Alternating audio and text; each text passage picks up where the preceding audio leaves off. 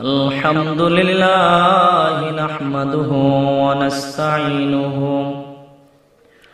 ونستغفره ونؤمن به ونتوكل عليه ونعوذ بالله من شرور أنفسنا ومن سيئات أعمالنا من يهده الله فلا مضل له ومن يضلله فلا هادي له ونشهد أن سيدنا ومولانا محمدا عبده ورسوله الذي أرسل الله تعالى إلى كافة للناس بشيرا ونذيرا وداعيا إلى الله بإذنه وسراجا منيرا أما بعد فقد قال الله تبارك وتعالى في كلامه المجيد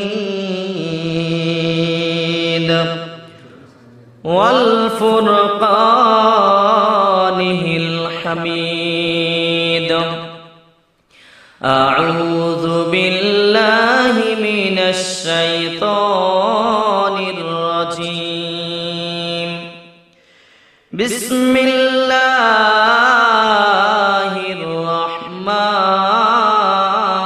الرحيم إن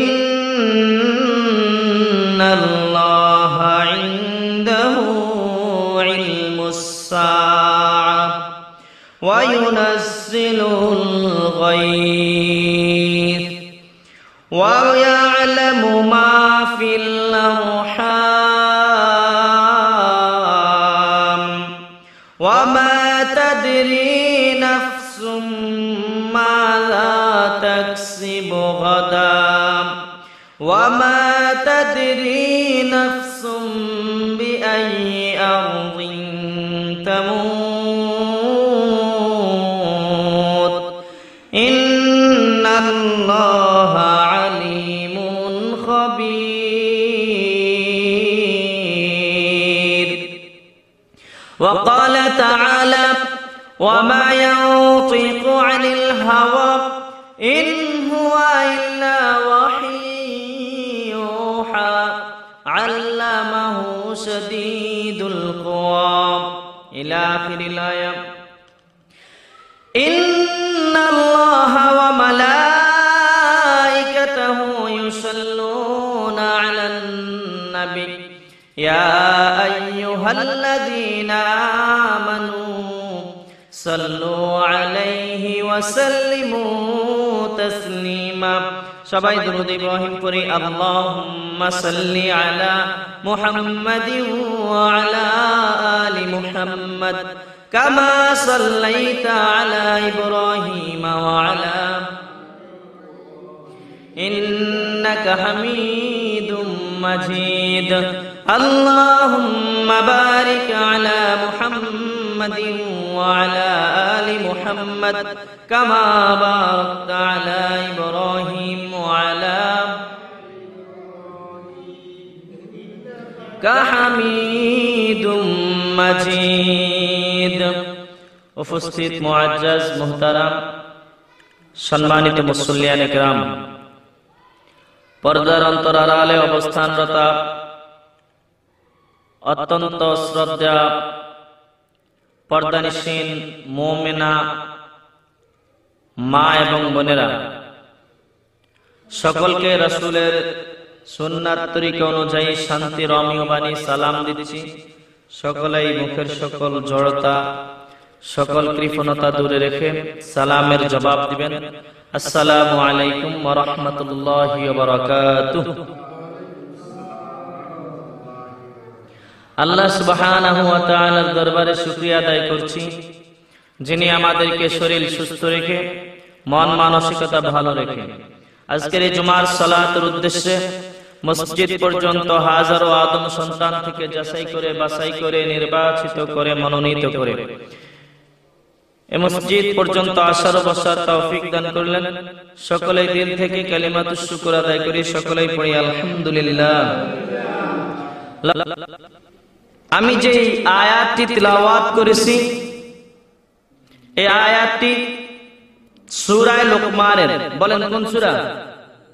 সূরা লোকমান, পারা নাম্বার 21, বলেন কত?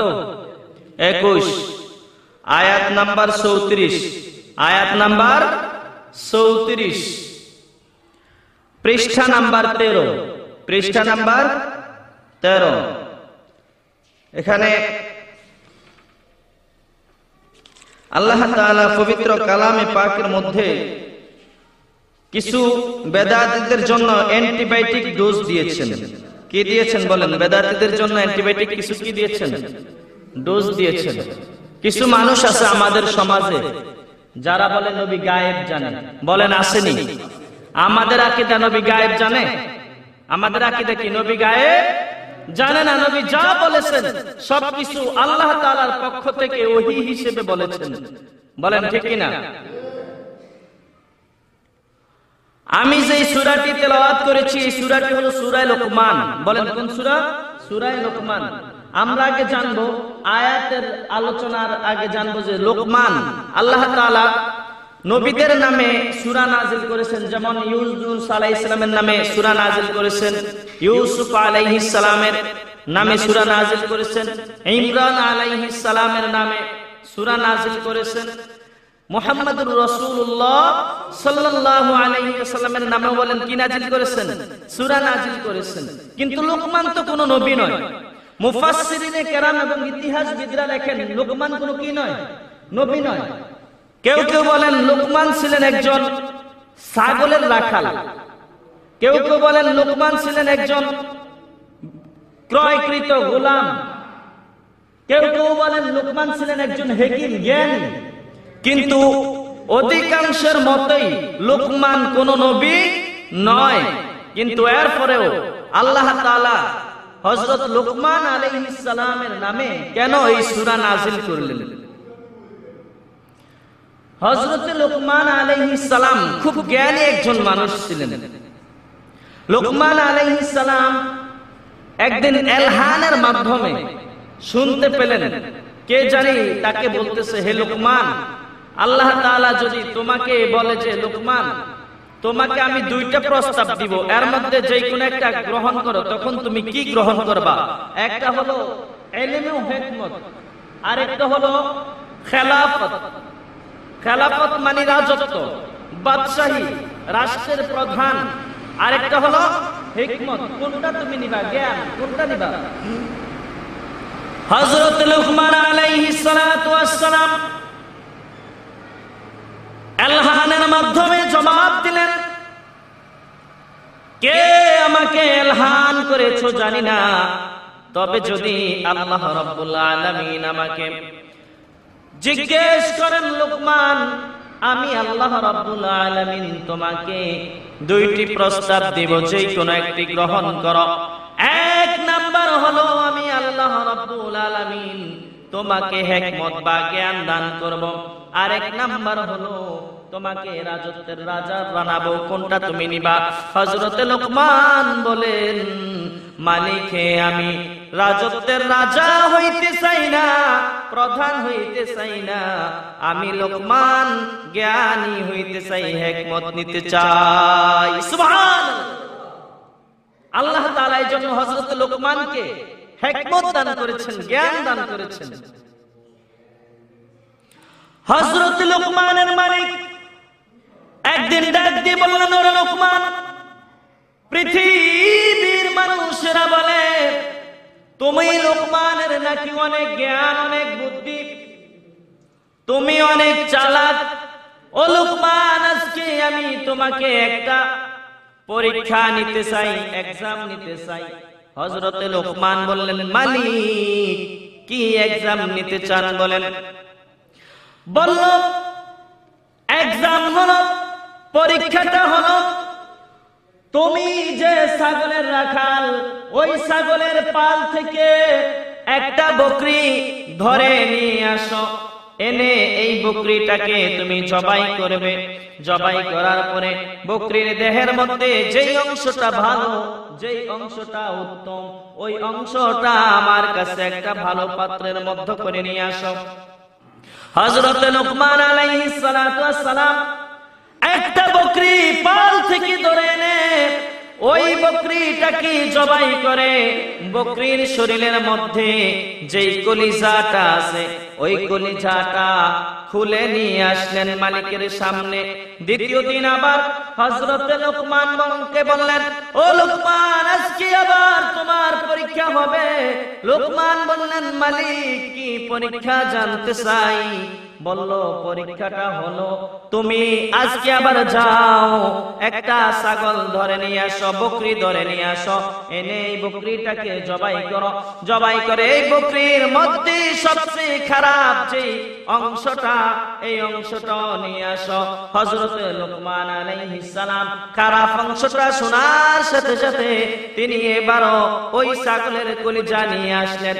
মালিক আর সহ্য হয়ে প্রশ্ন করলো, ওরে লুকমান, তোমাকে বলেছি গতকাল বকরির মধ্যে যে খারাপ অংশটা আছে ওইটা নিয়ে আসছে, তুমি নিয়ে এসেছো কলিজা। আবার বলেছি আজকে খারাপ যে অংশ আছে ওই অংশটা নিয়ে আসছে, তাও এনেছো কলিজা, বুঝলাম না। হযরতে লুকমান বললেন, মালিক আমার বেয়াদবি, ভুল ত্রুটি আপনি ক্ষমা করবেন। আমি জানি মানুষ এবং যে কোনো প্রাণীর শরীরের মধ্যে একটা অংশ বিশেষ আছে যার নাম কলিজা, যার নাম হার্ট। ওইটা যদি খারাপ হয়ে যায় তার পুরো দেহটা খারাপ হয়ে যায়, আর যদি ওইটা ভালো হয়ে যায় তাহলে তার দেহটা ভালো হয়ে যায়। আল্লাহর প্যারা নবী রাহমাতুল লিল আলামিন নবী মুহাম্মদুর রাসূলুল্লাহ সাল্লাল্লাহু আলাইহি ওয়াসাল্লাম হাজার হাজার বছর পরে এই কথাটা হাদিসের মধ্যে নিয়ে এসেছেন। নবীজি বলেন, ইন্না ফিল জাসাদি মুদগাতান ইযা সালুহাত সালুহাল জাসাদু কুল্লু ওয়া ইযা ফাসাদাত ফাসাদাল জাসাদু কুল্লু আলা ওয়া হিয়াল কলব। আল্লাহর নবী বলেন, কোন মানুষের মনটা যদি নষ্ট হয়ে যায়, কলবটা যদি নষ্ট হয়ে যায়, হার্ট যদি নষ্ট হয়ে যায়, পচে যায়, তাহলে ওই মানুষটার পুরো বডিটা কি হয়ে যায়? নষ্ট হয়ে যায়। আর যদি তার মন ভালো হয়ে যায়, পবিত্র হয়ে যায়, নেক আমল দিয়ে তার মনটা পবিত্র করে, তাহলে পুরো দেহটা তার কি হয়ে যায়? পবিত্র হয়ে যায়, ভালো হয়ে যায়। আমার ভাইয়েরা, যে আয়াতটি আমি তিলাওয়াত করেছি, এই আয়াতটির শানে নুজুল হলো আল্লাহর প্যারা নবী রাহমাতুল লিল আলামিন হুজরা মুবারকে বসে আছেন একজন গ্রাম্য মানুষ, নাম হলো হারেস ইবনে হাবসা। বলেন নামটা কি? হারেস ইবনে হাবসা। আল্লাহর নবীর কাছে গেলেন, গিয়ে নবীজিকে 5টি প্রশ্ন করলেন। বলেন কয়টি প্রশ্ন? 5টি প্রশ্ন করলেন। ওগো নবীজি, 5টি প্রশ্ন আমি করব, আপনি জবাব দেন। আল্লাহর নবী বললেন, কি প্রশ্ন? হযরতে হারেস ইবনে হাবসা আল্লাহর নবীকে এই আয়াতের মাধ্যমে প্রশ্ন করলেন। আবার হযরত ইমাম মালিক শানে নুজুলের সাথে ঘটনাটার অনেকটা মিল আছে, এই জন্য বলতেছি। হযরত ইমাম মালিক রাহমাতুল্লাহি আলাইহি 4 মাযহাবের একজন ইমাম, ইমাম মালিক রাহমাতুল্লাহি আলাইহি এত বড় ইমাম, মদিনায় শেষ জীবনে চলে এসেছেন। জীবনে কোনোদিন মদিনায় থাকা অবস্থায় জুতা পায়ে দেন নাই, কারণ আল্লাহর হাবিবে পাক রাহমাতুল লিল আলামিন এই রাস্তা দিয়ে হেঁটেছেন। আমি যদি জুতা পায়ে দিয়ে হাঁটি তাহলে অন্যায় হবে, বেয়াদবি হবে, এই ভেবে হযরত ইমাম মালিক জুতা পায়ে দেন না।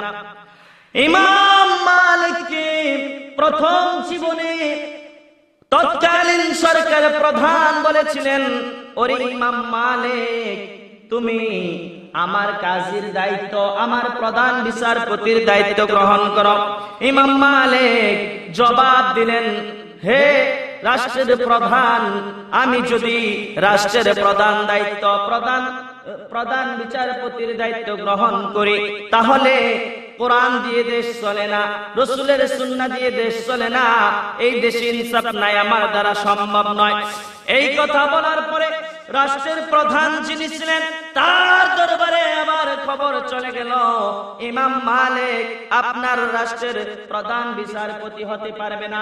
রাষ্ট্রপ্রধান বলল, ওরে আইন শৃঙ্খলা পুলিশ বাহিনী, র্যাব বাহিনী কোথায় আছো? তোমরা আসো, তোমরা আমার কাছে আসো। আসার পরে বলল, জামানার ইমাম মালিক, ওই ইমাম মালিককে গ্রেফতার করো। ইমাম মালিককে গ্রেফতার করা হলো। ইমাম মালিককে গ্রেফতার করার পর হযরত ইমাম মালিককে জেলখানায় নিক্ষেপ করলো। জেলখানায় নিক্ষেপ করার পর ওনার জীবনীতে লেখে, ইমাম মালিককে তৎকালীন সরকারের প্রধান এত কষ্ট দিয়েছেন, এত কষ্ট দিয়েছেন, ইমাম মালিকের গায়ের সাথে তার পায়ের সাথে কুজু করে বেঁধে রেখেছেন। আজীবন যতদিন ইমাম মালিক দুনিয়ায় বেঁচে ছিলেন, একটা দিনের জন্য আর সোজা হয়ে দাঁড়াতে পারেননি। কেমন মানুষ! আজকে আমরা টাকার কাছে, আজকে আমরা পয়সার কাছে বিক্রি হয়ে যাই। ইমাম মালিক রহমতুল্লাহি আলাইহিকে প্রস্তাব দিয়েছে যে আসেন, আপনি প্রধান বিচারপতির চেয়ারে বসেন, কিন্তু ইমাম মালিক বসেন নাই। আর আজকে আমরা সোলাকিয়াল ইমামতির জন্য, জাতীয় মসজিদ বাইতুল মুকাররম ইমামতির জন্য আজকে আমরা দালালি করি, আছে না নাই? বলেন আছে না নাই? তৎকালীন সময়ে ইমাম মালিকের অবস্থা দেখি নাই। ইমাম মালিকের উত্তরসূরি আল্লামা জুনায়েদ বাবুনগরী ইসলামের কথা বলেছেন, এই জন্য তার একটা পা হারিয়ে ফেললেন। আল্লাহর নবীর উত্তরসূরি ইমাম মালিকের উত্তরসূরিদের জীবনী দেখলাম বাস্তবে। জুনায়েদ বাবুনগরী দেখেছি ইসলামী আন্দোলনের সভাপতি ডক্টর শফিকুল ইসলাম মাসুদ ভাইকে কতদিন পর্যন্ত রিমান্ড দিয়েছেন। কোন অন্যায় নেই, অন্যায় হলো আল্লাহর কোরআনের কথা বলা, যুবকদের মাঝে কোরআনের বিচরণ করা, কোরআন শিখানো, কোরআনের তাফসীর শিখানো। এই অন্যায় হযরত ইমাম মালিককে যেমনি ভাবে টর্চারিং করা হয়েছে, ডক্টর শফিকুল ইসলাম মাসুদ ভাই সহ তার কর্মীদেরকে দেখেছি টর্চারিং করেছে, কিন্তু আল্লাহর কসম তারা আল্লাহর কোরআনের পথ থেকে এক পাও পিছে নামেননি। সুবহানাল্লাহ বলেন, একটা পাও পিছে নামেননি। আর আজকে আমাদের অবস্থা কি? আমাদের ইমামতির অবস্থা কি? আমি ইমামতির চলে যাবে এই ভয়ে কথা বলি না, আগামী বছর আমাকে দাওয়াত দিবে না এই ভয়ে ওয়াজ করি না, মাদ্রাসার প্রিন্সিপাল কমিটি নারাজ হবে, আমার উপর রাগ করবে, এই জন্য আমি কথা বলি না। এমন শিক্ষক, এমন ইমান আছে না নাই? বলেন আছে না নাই? আল্লাহ তাআলা আমাদেরকে এই ধরনের তাজা মুনাফিক থেকে হেফাজত করেন। আরো জোরে কোন আমার ভাইরা।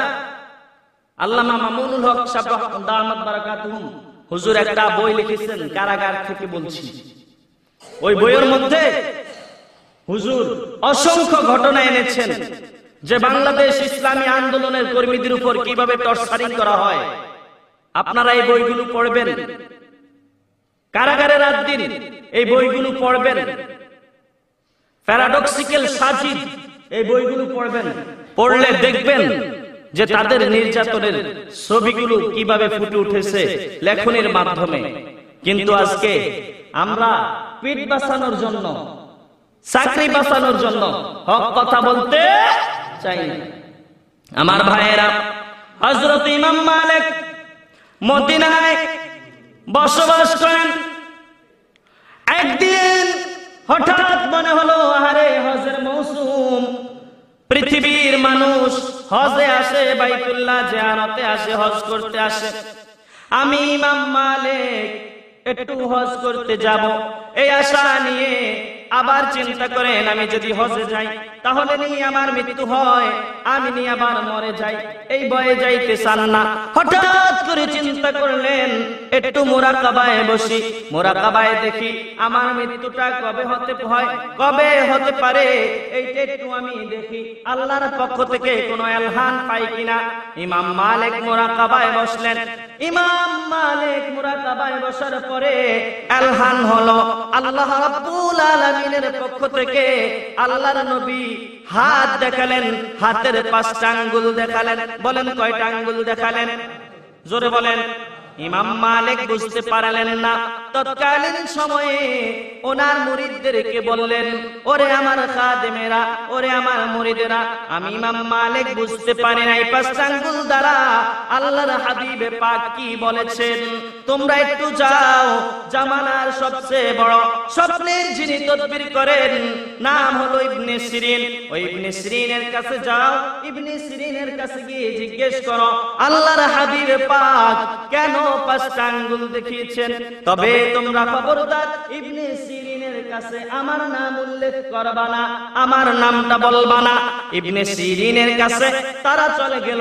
চলে যাওয়ার পরে ইবনে সিরিন বলল, বলো তো স্বপ্নটা কে দেখেছে? বলে না, নাম বলা নিষেধ, নাম বলা যাবে না। ইবনে সিরিনকে নাম বলতেছে না, বলল দেখো নাম না বললো আমি যতটুকু জানি, আমার এলেমে যতটুকু জানা আছে, আমার মনে হয় এই জামানার ইমাম মালিক ছাড়া এমন স্বপ্ন আর কেউ দেখবে না। সুবহানাল্লাহ। কত বড় আল্লাহর কবুলিয়ত একজন আলেম ছিলেন।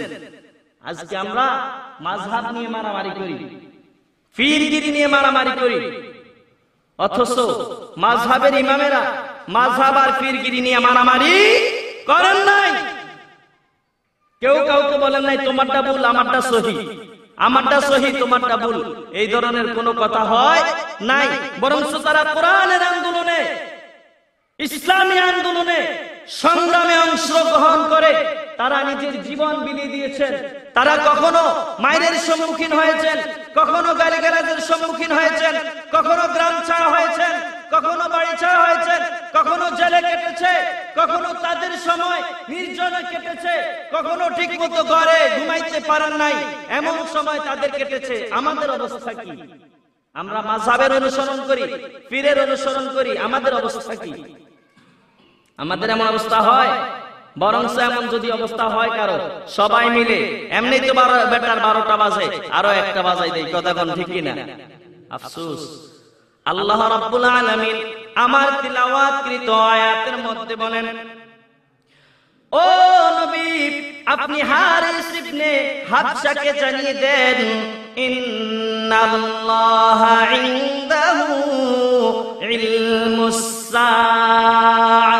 নবী গো আপনি জানিয়ে দেন, পৃথিবীর মানুষ মনে করে আপনি গায়েব জানেন, পৃথিবীর মানুষ মনে করে আপনি গায়েবের মালিক, অথচ আপনি জানিয়ে দেন আপনি গায়েব জানেন না।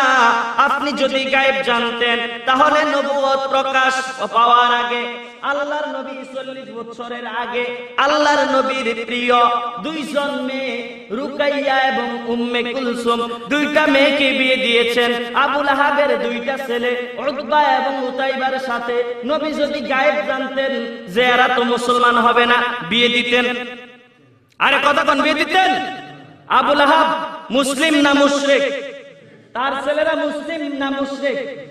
তাহলে তারা যে কয় নবী গায়েব জানেন। আল্লাহর নবীর প্রিয় স্ত্রীকে নিয়ে নবীজি যুদ্ধে গেলেন। উম্মাহাতুল মুমিনিন মা আয়েশা রাদিয়াল্লাহু তাআলা আনহাকে নিয়ে নবীজি যুদ্ধে গেলেন। যুদ্ধে যাওয়ার পর আম্মা জান আয়েশা রাদিয়াল্লাহু তাআলা আনহাকে